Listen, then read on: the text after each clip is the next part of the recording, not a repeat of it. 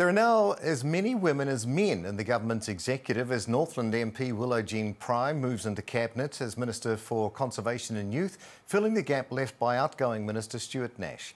The latest cabinet reshuffle now sees a 50-50 split of men and women at the decision-making table. Northland MP Willow-Jean Prime, no te kapotai ngati hene ngapuhi, is with us now. Tēnā koe, Willow-Jean, and look, congratulations on your move to cabinet. Tēnā koe, and thank you. Thank you for that, Mihi. Well, how does it feel to be given this level of responsibility now?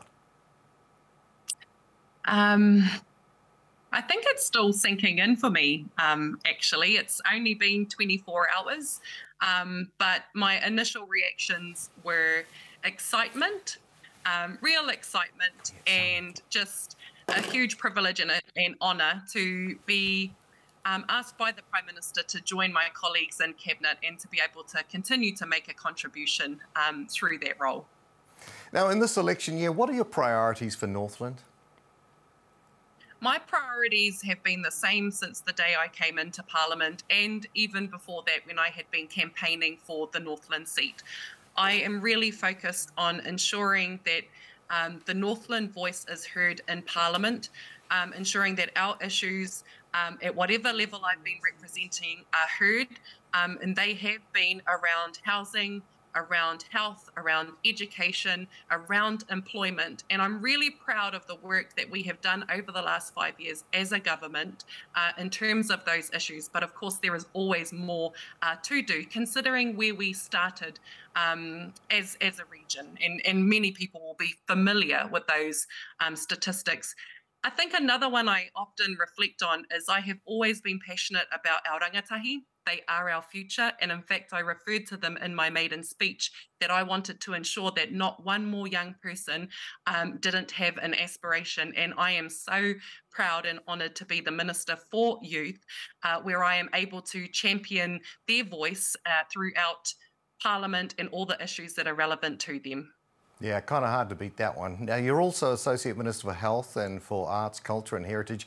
What are you hoping to focus on in these areas? What do you think your priorities will look like?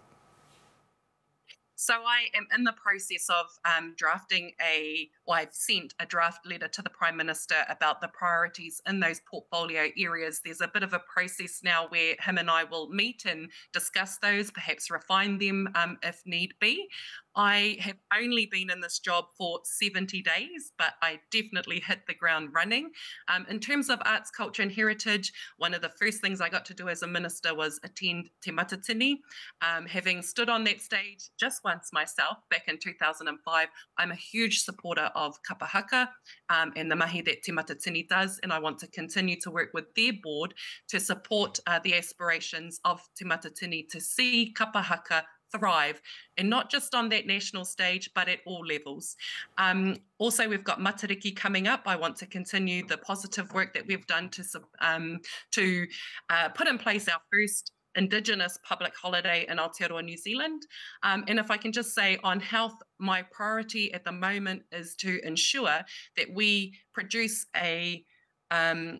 two health strategies that I'm responsible for by the 1st of July. So that is the Women's Health Strategy and the Rural Health Strategy, alongside others which other ministers are responsible for. That is my focus. And this week, I will be across the motu meeting and talking with stakeholders on that strategy.